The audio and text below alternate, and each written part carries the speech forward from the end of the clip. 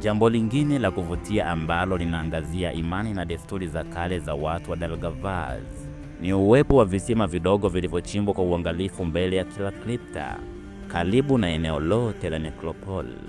Wataalamu wa kiolojia wamegundua sarafu nyingi zilizotawanyika ardhini. Desturi iliyokuwepo ilikuwa kwa Waoseti kutupa sarafu kwenye kisima wakati wa mazishi. Ikiwa sarafu hiyo ingegonga jiwe lililo chini ya kisima, iliaminika kuwa ni ishara nzuri sana, inayomaanisha kuwa roho ya marehemu imefanikiwa kufika mbinguni na kupata amani ya milele. Desturi hii inaonyesha uhusiano wa karibu kati ya walio hai na wafu na jinsi walivyojaribu kuhakikisha ustawi wa roho za wapendwa wao katika maisha ya baada ya kifo. Katika karne ya 18, eneo la Osetia lilikumbwa na janga la kutisha la tauni, ugonjwa ulioenea kwa kasi na kusababisha vifo vingi katika jamii.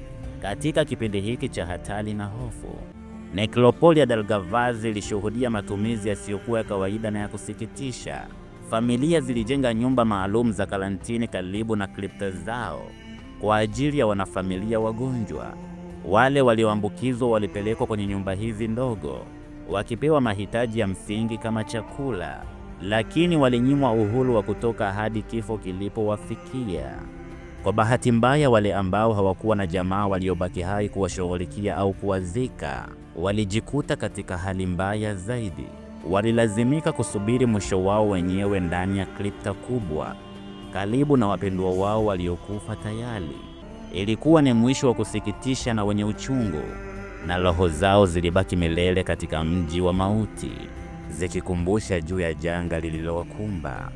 Nekropoli ya Dalgavaz imezungukwa na hadithi nyingi za kutisha na ngano za kienyeji ambazo zimepitishwa kutoka kizazi hadi kizazi, zikichangia hali yake ya ajabu na ya kutisha.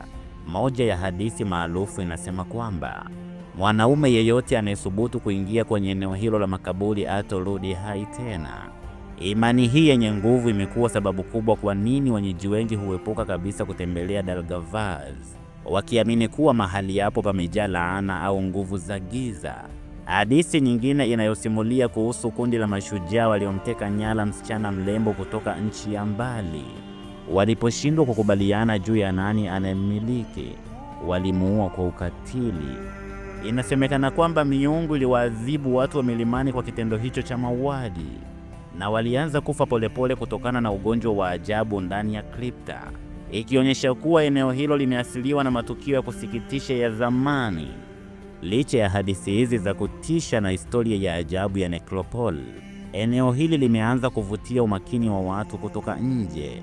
Hivi karibuni hata watengenezaji wa filamu kutoka Moscow walivutiwa na hali yake ya kipekee, na walichagua Dalgavaz kama sehemu ya kupiga filamu yao ya kutisha mwaka 2018.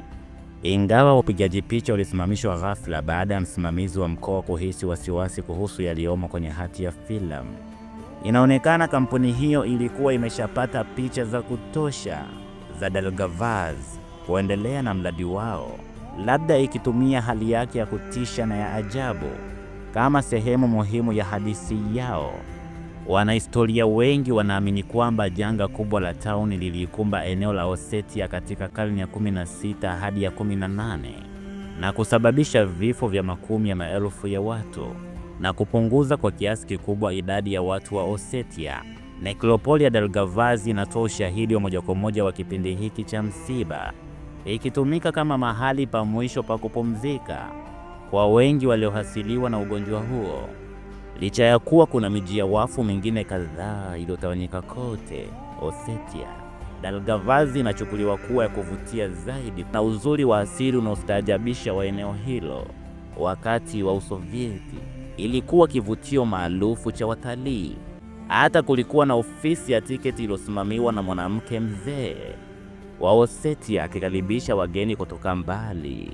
Mazingira ya Dalgavaz yana utajiri wa makumbusho kutoka enzi ya shaba hadi enzi za mwisho za kati, na yamekuwa chanzo muhimu cha habari kwa wataalamu wa kiolojia kuhusu maisha, desturi na tamaduni za Waoseti mamia ya miaka iliyopita.